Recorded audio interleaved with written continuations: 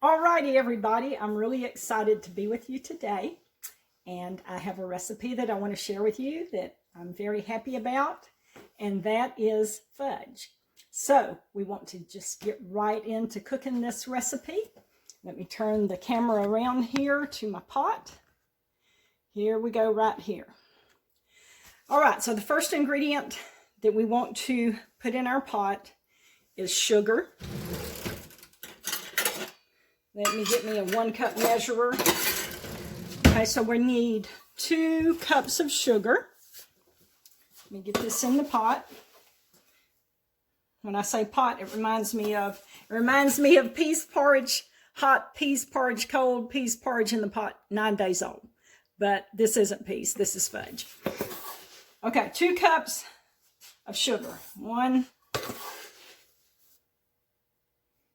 2. All right, we got our sugar. Now, the next thing that this recipe calls for is 2 squares of chocolate. This is my old Southern Living cookbook. I've showed it to you a couple of times before. Front's coming off of it. My mom gave this to me. It was my mom's cookbook. And this recipe for fudge is in this cookbook. And so it says 2 squares of unsweetened chocolate. Some of you may have never heard of that before. I don't know. But instead of trying to go to the store and buy squares of unsweetened chocolate, I just flip over to the back of the book right here where it says Handy Substitutions. So here is a substitution for 1 square of chocolate. 1 square of unsweetened chocolate. The substitution is 3 tablespoons of cocoa plus 1 tablespoon of butter. So that's our substitution. So you don't have to go to the store and buy this expensive squares of unsweetened chocolate. You can just use this substitution. So I need 2 squares of unsweetened chocolate. So that means that I need 6 tablespoons of cocoa and I need 2 tablespoons of butter. So we're going to put our 6 tablespoons of cocoa in the pot next. I like this old Southern Living cookbook because it has that page with the substitutions on it. And that's real handy. Okay, 1, 2,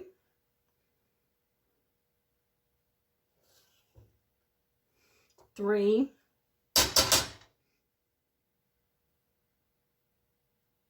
4,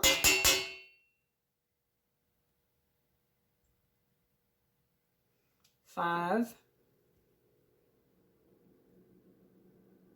6, okay?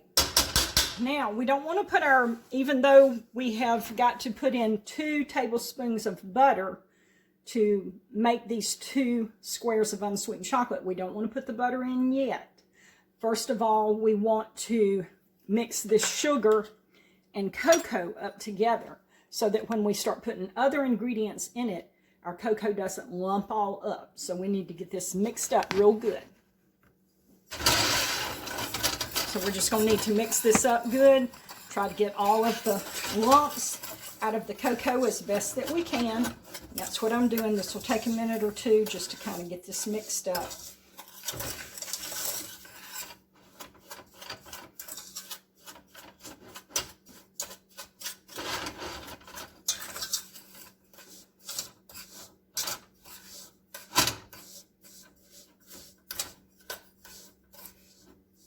Once we've got this sugar and cocoa mixed up good, our next ingredient that we're going to add is water. Now, I have tried this recipe. This recipe says you can add water or cream or milk. And I have tried milk with this recipe. I've not ever tried cream with the recipe, but I have tried milk, and it just didn't work as well as the water did. Water is just a better flavor. It just makes a better fudge than the milk does. So I just use water. Okay, we've got that stirred up pretty good there. Now we're going to need, we need 2/3 cup of water. Okay, I've got a 1/3 cup measurer, and I'm going to fill that up with water. And we don't want to dump the water all in at the same time, because that will also cause lumping in this recipe. So I've got 1/3 cup here. I'm just going to pour some in, stir it a little bit. I'm just going to pour our water in just a little bit at a time. Okay, I'll pour the rest of that in. Get this stirred up, and we've got 1 more 1/3 cup that we need to add in here. Now this is going to get stirred up kind of thick right now, and when we add this other 1/3 cup, it will dilute it down some. But see, if you stir it up like that, it helps keep it from lumping. All right, see how we've got that stirred up into just real thick right here. Okay, let's get our other 1/3 cup. We'll put just maybe about half of it in there. We'll stir that up.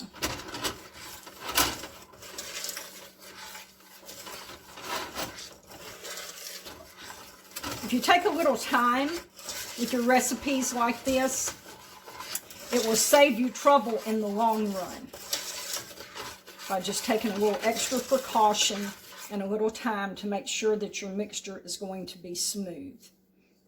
Just scraping it off of the spoon, because sometimes some will stick to the spoon that is not mixed up well. So I just scrape that off, let it drop back down in there. Okay, let's add the rest of this cup. Okay, that is 2/3 cup of water that we've got in here. All right, that's great. Our mixture is nice and smooth. That looks good. Let me just get this water mixed on in there.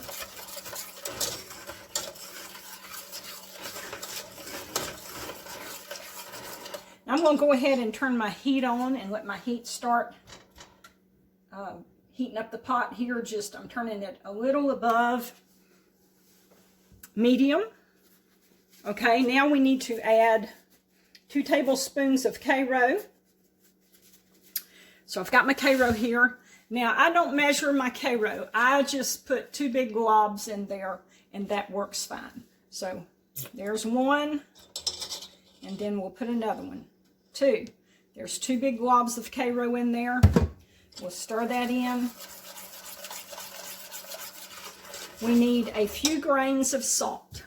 So I'm just going to pour just a little bit of salt in my hand. That's what the recipe calls for. It says few grains of salt. Okay, so I'm just going to put just a little bit of that in there and put the rest of it in the sink. All right, and then it calls for 2 tablespoons of butter.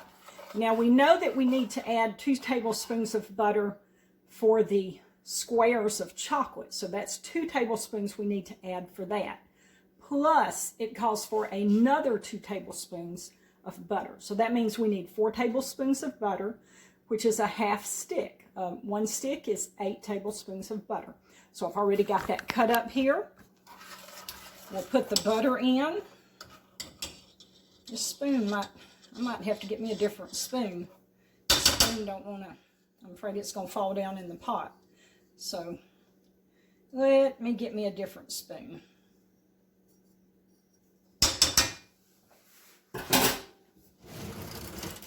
Let's see how this spoon will work. Okay, good. That one will stay in there. All right, so we've got our 4 tablespoons of butter. I've already got them cut up. I'm going to add them. And we got this stuff cooking now. We'll just let it take off cooking here. Okay, let me make sure that I've got everything in there I need for now. All right. I have got 2 cups of sugar, 2 squares of unsweetened chocolate, water, karo, butter, and salt. Okay, that's everything we need for now. So we need this to start cooking. And I'll just tell you a few things, give you a few tips that I have learned in cooking candy in all of these years while this is cooking.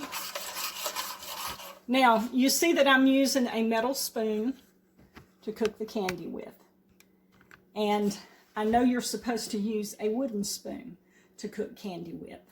But when I first started learning to cook candy, I still lived at home with my mom and my dad, and they didn't have wooden spoons. So all I had was a metal spoon to cook with, and so that's what I used. And it's always turned out fine. I've never had an issue with using a metal spoon. So that's what I use. Secondly, I know a candy thermometer, a lot of people use candy thermometers when they cook their candy. Well, when I started cooking candy, like I said, at home, Mama did not have a candy thermometer. So I did not learn to cook candy with a candy thermometer. I learned to cook candy using the softball method, or firm ball, or just whatever was called for, whatever the recipe said. If it said cook it till it's a soft ball, I cooked it till it was a soft ball, or whatever like that. So that is the way I learned to cook candy. So that's the way I'm going to show you today. Now this fudge has to be cooked to the soft ball stage. So that's what we're going to do. It will take, it's going to take a few minutes. It's going to have to start boiling, and then I will test it several times before we finally get to the softball stage. And another thing I want to say is, my friend Jean and Tanner Williams, we worked in the school system together. We were in the cafeteria together. And she is the one that told me, she said, Denise, you need to demonstrate your fudge recipe on your channel. And so Jean, if you're listening, if you see this, I'm doing this for you, okay? All right, let's turn around here and look at this.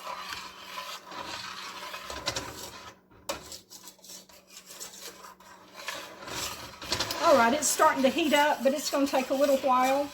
So we're going to just be cooking and stirring, and it'll take a few minutes. So I'll be back with you in a few minutes. Okay, so the fudge has been cooking for, a few minutes. Let's test it and see what it looks like. Okay, I've got some water here, some cold water. You stir it up. Can you see it boiling? Okay, yes you can. Now I'm going to drop a few drops in this cold water. Let me get it kind of where you can see it maybe. Drop a few drops in this cold water, and we'll see, will it form a soft ball yet?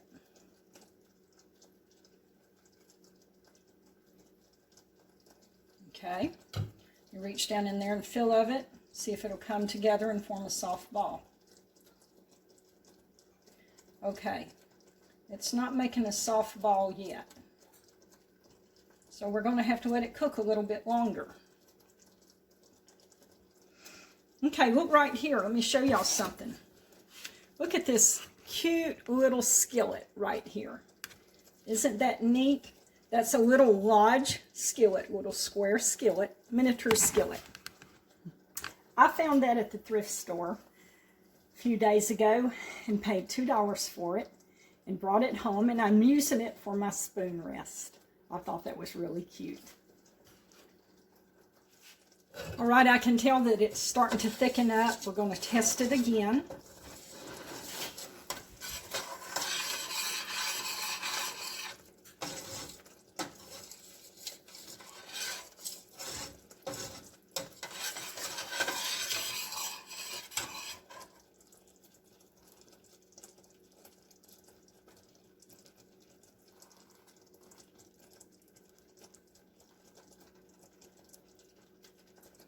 Okay, let me fill of that, see what it will do. Let's see if it'll make a ball yet.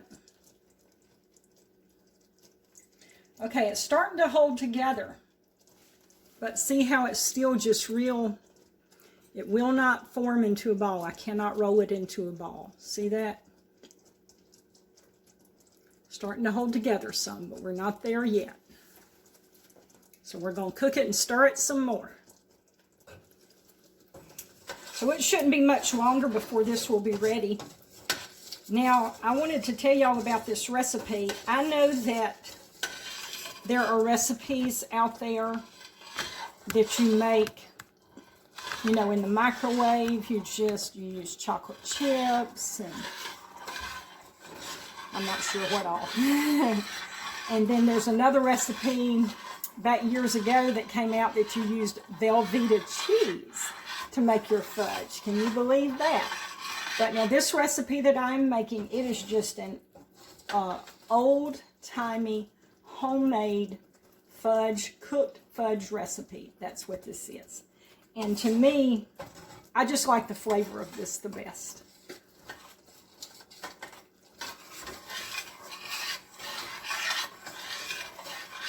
It smells marvelous.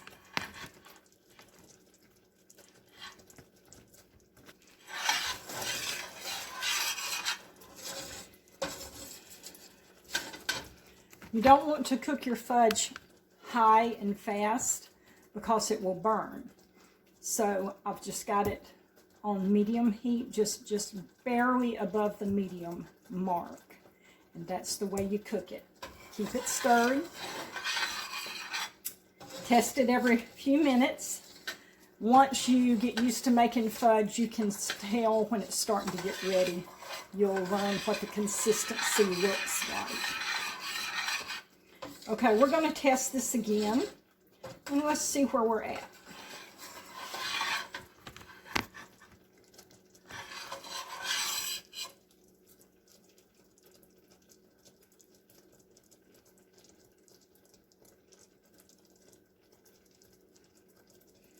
Okay, let me fill with that.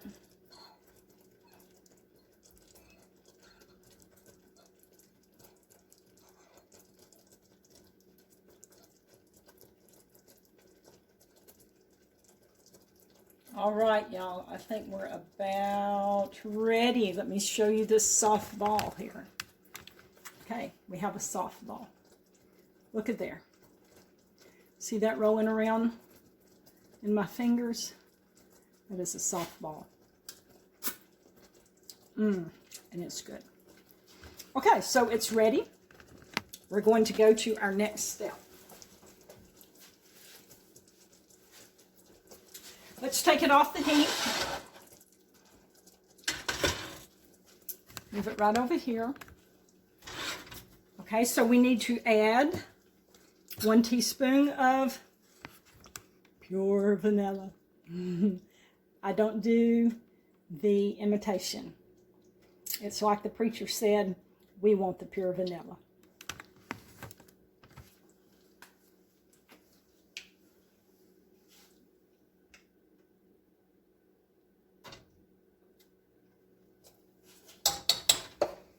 All right, there's our pure vanilla. Let's stir that up. Let me turn this burner off too. Okay, now let me just set this over to the side for a minute. Let's look around over here. I've got a pan that we're going to pour this in right here. Let's see, let me get it where you can see it. Maybe I should move this back some. Okay, so here's our pan right here. This is I think it's a 9x9. You can use a 9x9. Yeah, this is a 9x9. You can use a 9x9 or an 8x8. That works perfectly for this recipe. Now, we want to put some butter. We want to butter this pan a little bit. Just a light coating. You don't want it to be really heavy, because if you put it really heavy, the candy will stick. The candy will stick to that butter that's in the pan. So you don't want a heavy coating, just a very light coating. So I've put some butter in it, and I'm just going to kind of wipe it some with this paper towel, wipe some of it up on the sides.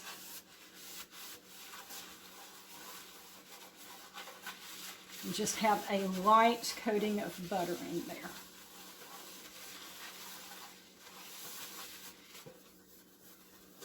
Okay, there we go. There's our buttered pan. Now, this recipe calls for, this recipe is actually called walnut fudge. So you can use English walnuts in it if you want to, or you can use pecans. I have used both, and it's very good either way. I'm going to use pecans. It calls for 1 cup of pecans, but I like extra nuts. So I have a little over 1 cup of pecans in this measuring cup here. Now, we're going to have to, let me get this where you can see what I'm doing. We're going to have to stir this for a little bit until it gets thick enough to pour in the pan.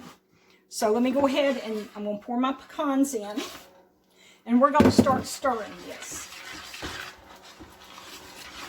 Now you have to be really careful and pay attention to the texture of the candy, because once this candy starts hardening up, if you don't get it out of the pot in time, it'll just be stuck in your pot, just this hard clump of candy stuck in your pot. So you have to stir it up and let it cool down and thicken up some, but yet it still needs to be thin enough that you can pour it into your pot and spread it before it gets hard. So it's kind of tricky. You have to pay attention.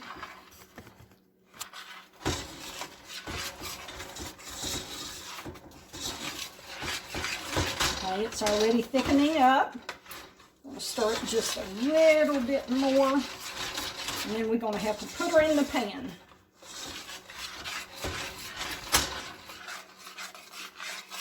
Trying to see if I can get that where you can see it. Starting to thicken up.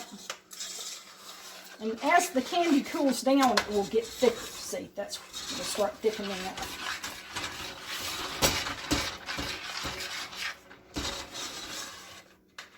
Trying to hold this where you can kind of see what I'm doing.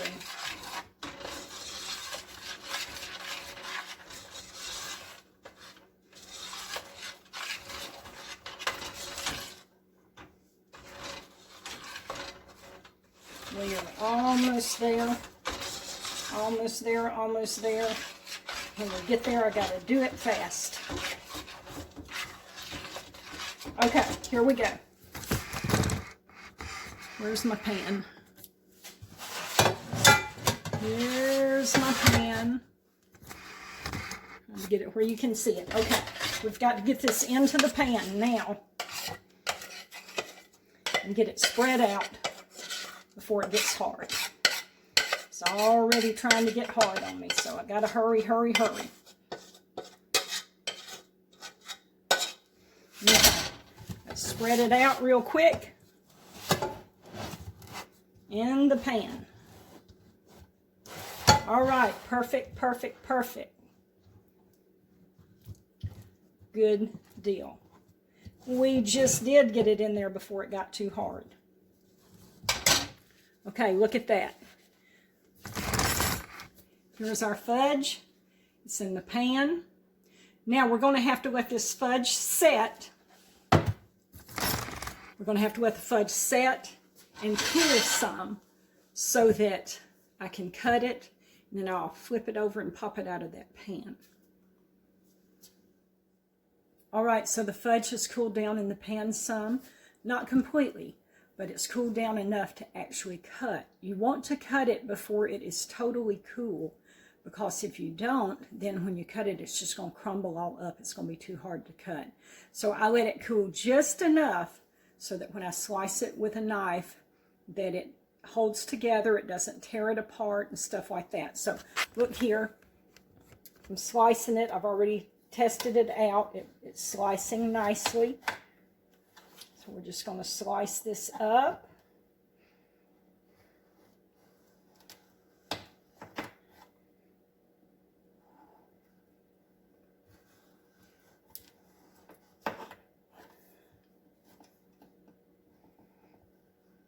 And you can just slice it as big or small as you want it, whatever size you want it to be.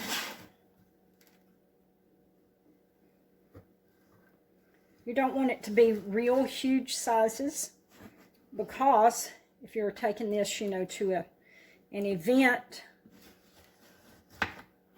you don't want people to get a piece that is too big for them to be able to eat it all. Or maybe a child get a hold of a piece and they just take a bite of it and then throw it away. All right, so we've got it sliced up. Now, I'm going to see if it'll pop out. I've got a piece of freezer paper right here. I'm just going to flip this pan over. We're going to see if it'll pop out. Hey, hey, we got some of it out. It's not all out.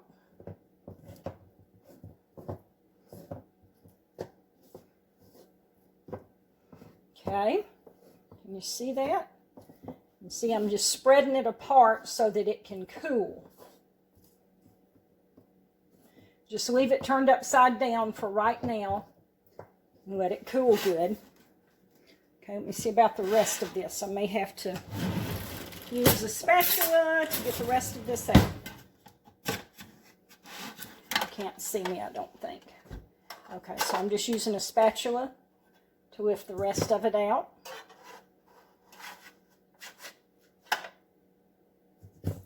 Flipping it over.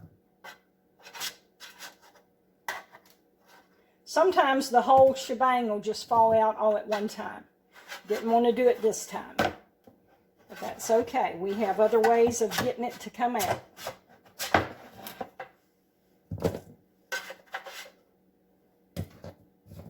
All right, that is beautiful candy. There we go. There is our batch of fudge. Now, you see you've got these little crumbs, and those are the ones that you get to eat. You get to taste it, see if it's good. It is good. You know, some fudge, when it's cooking, it smells really good. I've been up in Gatlinburg before, and they'll be cooking that fudge out there on the sidewalk. You're walking by, you can smell it. It smells marvelous. But when you taste it, it does not taste as good as it smells. But this fudge, this recipe, it tastes just as good as it smells. Okay, thanks for being here in the kitchen with me today, and I hope that you enjoy this recipe. It just dawned on me that I should show y'all what this fudge looks like, the finished product, and you need to see the top of it. So here's a piece. This is the top. Here's what it looks like on the sides. There's the bottom. See, that is a perfect piece of fudge.